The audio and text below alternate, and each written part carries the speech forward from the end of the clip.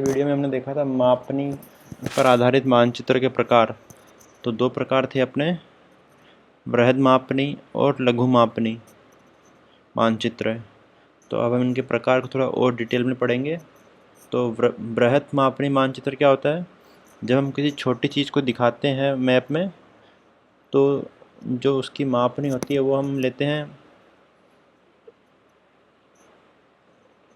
छोटे रेशियो में लेते हैं, छोटे अनुपात में लेते हैं। तो उस बड़े अनुपात में लेते हैं, तो इसे हम कहते हैं बृहद मापनी। अनुपात बड़ा मतलब कि जो छोटी चीज़ हमने उसको ज़्यादा छोटा नहीं किया, बड़ा ही रखा है। तो अगर आपको पता हो, एग्ज़ाम में पूछे कि 1/4000 बृहद मापनी है या लघु मापनी, तो आपको लिखना है बृहद मापनी। 1/2000 बृहद मापनी है लघु मापनी, तो आपको लिखना है बृहद मापनी। और 1/2.5 लाख ये भी क्या है? लघु मापनी के ही उदाहरण है। तो एग्ज़ाम में तो नहीं आएगा, इसी भी पूछेगा आपसे 1/4000 क्या है, तो ये आपको लिखना है बृहद मापनी। अब बृहद मापनी मानचित्र के हम प्रकार पढ़ते हैं। बृहद मापनी मानचित्र के दो प्रकार है, भूसंपत्ति मानचित्र और स्थलाकृति मानचित्र। ये भी हमने पिछले वीडियो में पढ़ा था। तो एक एक करके डिटेल में पढ़ते हैं। भूसंपत्ति मानचित्र क्या होता है? भूसंपत्ति मानचित्र को हम कैडेस्ट्रल मानचित्र भी बोलते हैं या फिर भूसंपत्ति मानचित्र भी बोलते हैं। ये क्या होता है?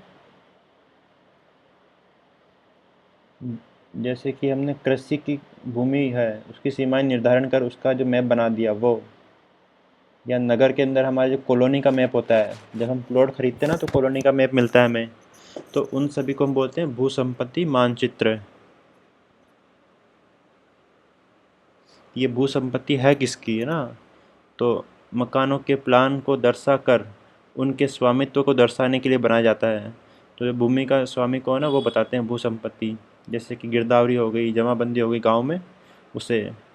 तो गांवों में जो होते हैं वो लगभग 1/4000 की मापनी पर, और शहरों में थोड़ा 1/2000 की मापनी पर मानचित्र बनते हैं। तो आपसे एग्ज़ाम में पूछेगा कि 1/4000 ये किसका है, भूसंपत्ति का या स्थालीकृति का है? तो आपको लिखना है कि भूसंपत्ति का, क्योंकि ये थोड़े बड़े बनते हैं। तो अगर बड़ा बनेगा तो इसका अनुपात छोटा होगा। छोटा मतलब 4000 ही है। जैसे कि दूसरा है अपना स्थलाकृति मानचित्र। स्थला स्थलाकृतिक मानचित्र क्या होता है? ये भी बृहद मापनी पर बनते हैं। और ये कैसे बनते हैं? ये सर्वेक्षण करके बनाते हैं। पूरे भारत में सर्वेक्षण होता है और पूरे सभी स्थलीकृतिक का मानचित्र बनाते हैं। तो इनका अनुपात क्या होता है? लगभग लाखों में होता है। 50,000, 25,000, 1 लाख, 2.5 लाख। तो अपने 4,000 से कम छोटा जो भी होगा वो भूसंपत्ति कहलाएगा, और 4,000 से लेकर 2.5 लाख तक जो भी होगा वो कहलाएगा अपना स्थलाकृति मानचित्र। अब इस मानचित्र में क्या होता है? आकृति हो गई, अपवाह तंत्र हो गया, कृषि भूमि हो गई, वन हो गया, बस्ती हो गई, परिवहन के साधन हो गए। तो ये सब चीज़ें इस मानचित्र में होती है। जैसे हम अपवाह तंत्र पढ़ते हैं ना, तो वो स्थलीकृतिक मानचित्र में आता है। अब अपना ये तो हो गया है।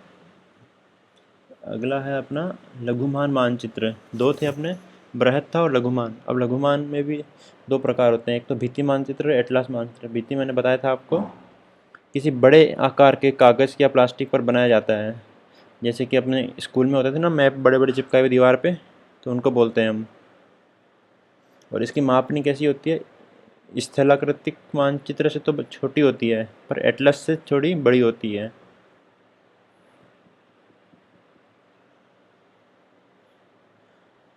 तो एटलस से बड़ी और स्थलाकृति से छोटी मापनी वाला मानचित्र होता है भित्ति मानचित्र। फिर सेकंड है एटलास। एटलस तो आपको पता ही, जो हमारी किताब आती है उसमें बड़े बड़े पूरे विश्व के मानचित्र रहते हैं, देशों के मानचित्र रहते हैं, तो उन्हें हम बोलते हैं एटलास। ये मानचित्र बड़े आकार वाले क्षेत्र को प्रदर्शित करते हैं, जैसे पूरा देश को ही, पूरे विश्व को ही। उसमें विश्व, महाद्वीप, देश और क्षेत्रों की भौगोलिक जानकारियाँ मिलती है। वो एक प्रकार का विश्वकोश है। क्या? एटलस मानचित्र। अब मानचित्र का वर्गीकरण मापनी के आधार पर तो हो गया, दूसरा वर्गीकरण होगा प्रकार्य के आधार पर। प्रकार्य मतलब उसका इस्तेमाल क्या करेंगे मानचित्र का। तो मानचित्र को उनके प्रकार्य के आधार पर भी वर्गीकृत किया जा सकता है। जो जो मैं आपको बोलूँ वो आपको लिख लेना है। उदाहरण के लिए जैसे राजनीतिक मानचित्र हो गया, वो क्या बताता है? हमारी सीमाएं बताता है। तो एक महाद्वीप का मानचित्र हो गया, है ना। तो राजनीतिक मानचित्र क्या? हमारे देश की प्रशासनिक विभाजन को दर्शाने का काम करता है। फिर एक होता है मृदा मानचित्र। ये क्या है? अलग अलग प्रकार की मृदाओं को दर्शाता है। तो इन सबको हम क्या बोलते हैं? प्रकार्य के आधार पर वर्गीकरण। तो पढ़ते हैं कितने वर्गीकरण हैं। मानचित्र को उनके प्रकार्य के आधार पर भौतिक और सांस्कृतिक मानचित्रों में वर्गीकृत किया जा सकता है। तो कितने प्रकार में वर्गीकृत कर सकते हैं हम प्रकार्य के आधार पर? 2 प्रकार, एक तो भौतिक और दूसरा सांस्कृतिक मानचित्र। तो सबसे पहले हम पढ़ते हैं भौतिक मानचित्र। ये आपको लिख लेना, भौतिक मानचित्र, है ना। इसके प्रकार्य के आधार पर 2 प्रकार होते हैं, भौतिक और सांस्कृतिक। तो ये लिख लो आप। फिर भौतिक पढ़ते हैं। भौतिक मतलब इसमें भौतिक मानचित्र प्राकृतिक लक्षण जैसे ऊंचावच, मृदा, अपवाह, जलवायु, वनस्पति, इनको दर्शाता है। मतलब भौतिक चीज़ों को दर्शाता है, वो भौतिक मानचित्र हो गया। तो इसके भी अलग अलग प्रकार हमने लिखे हैं, जैसे कि ऊंचावच मानचित्र। ऊंचावच मतलब पहाड़, मैदान, पठार, अपवाह तंत्र, जैसे सामान्य स्थालीकृतियों को प्रदर्शित किया जाता है, वो बोलता है ऊंचावच मानचित्र। फिर होता है भूगर्भीय, जो भूमि के अंदर क्या क्या है ना। जैसे कि यहाँ ये खजाना है, ये खान है, इसकी खान है, यहाँ तांबा मिलता है, यहाँ वो मिलता है। तो वो भूगर्भीय हो गया। एक होता है जलवायु मानचित्र कि यहाँ की जलवायु कैसी है, तापमान, वर्षा, बादल, सापेक्ष, जो हम पढ़ते हैं राजस्थान की, यहाँ इतनी वर्षा होती है, इतनी कम वर्षा होती है। तो जलवायु मानचित्र भी किसका प्रकार है? ये भौतिक मानचित्र का प्रकार है। और तीसरा है अपना, 3 प्रकार हो गए, चौथा है मृदा मानचित्र। मृदा मानचित्र क्या होता है? जो मृदाओं को दर्शाता है, जो हम राजस्थान ज्योग्राफी में पढ़ते हैं, अलग अलग मृदाएं। तो ये सब भौतिक के हैं। अब हम पढ़ेंगे सांस्कृतिक मानचित्र। प्रकार के आधार पर 2 थे, भौतिक और सांस्कृतिक। तो सांस्कृतिक पढ़ रहे हैं सेकेंड वाला। सांस्कृतिक मानचित्र क्या होता है? सांस्कृतिक मानचित्र मानव निर्मित लक्षणों को दर्शाता है, जो मानव ने निर्मित किया। मानव ने क्या निर्मित किया है? जनसंख्या, वितरण, वृद्धि, लिंग एवं आयु, सामाजिक तथा धार्मिक घटक, साक्षरता, शैक्षिक स्तर की प्राप्ति, व्यवसायिक संरचना। तो जो चीज़ मैं ये सब चीज़ें दिखाएगा वो सांस्कृतिक मानचित्र कहलाएगा। जैसे कि राजनीतिक मानचित्र।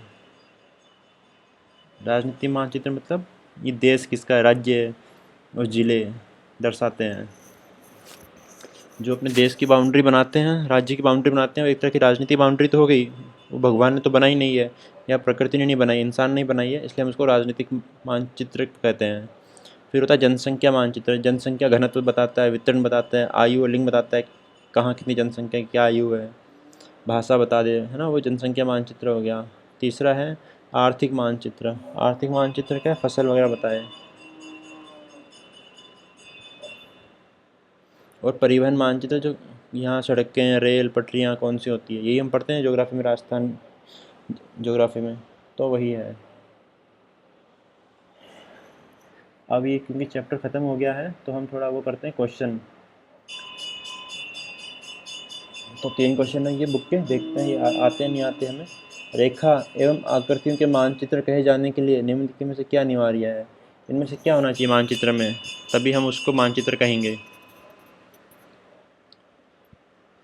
मानचित्र रूढ़ी होनी चाहिए, प्रतीक होनी चाहिए, उत्तर दिशा है, मानचित्र मापनी। तो किसी भी, है ना, ड्राइंग को अगर मानचित्र कहना है तो हम उसमें मापनी होनी चाहिए। बिना मापनी के वो मानचित्र नहीं कहलाएगा। आपने इंडिया का मैप बनाया और मापनी नहीं बनाई तो मानचित्र नहीं कहलाएगा, वो चित्र कहलाएगा। सेकंड क्वेश्चन है, एक मानचित्र जिसकी मापनी 1/4000 है या उससे बड़ी है तो उसे क्या कहेगा? तो हमने पढ़ा था कि 1/4000, 1/2000, है ना, इसे ये बड़े होते जा रहे हैं। 1/2000 उस 1/4000 से बड़ा है। क्यों? क्योंकि आप एक के 4000 टुकड़े करोगे और एक के 2000 टुकड़े करोगे तो बड़ा तो 1/2000 ही होगा। तो ये कौन सा मैप है? हमने पढ़ा था कि ये भू संपत्ति मानचित्र है ना। खेत का मानचित्र बनता है गांव का 1/4000 में, शहर का 1/2000 में। तो ये भू संपत्ति मानचित्र है। फिर एक है, इनमें से कौन सा मानचित्र के लिए अनिवार्य नहीं है? मानचित्र में क्या होना चाहिए? मानचित्र प्रक्षेप ये अनिवार्य है, मानचित्र व्यापीकरण अनिवार्य है, मानचित्र अभिकल्पना मतलब जो साइन होते हैं वो ज़रूरी है। तो ये ज़रूरी नहीं है। मानचित्र का इतिहास। तो ये 3 क्वेश्चन हमने कर लिए। अब मैं एक और वीडियो बनाऊंगा जिसमें आपको मानचित्र की मापने निकालना बताएंगे।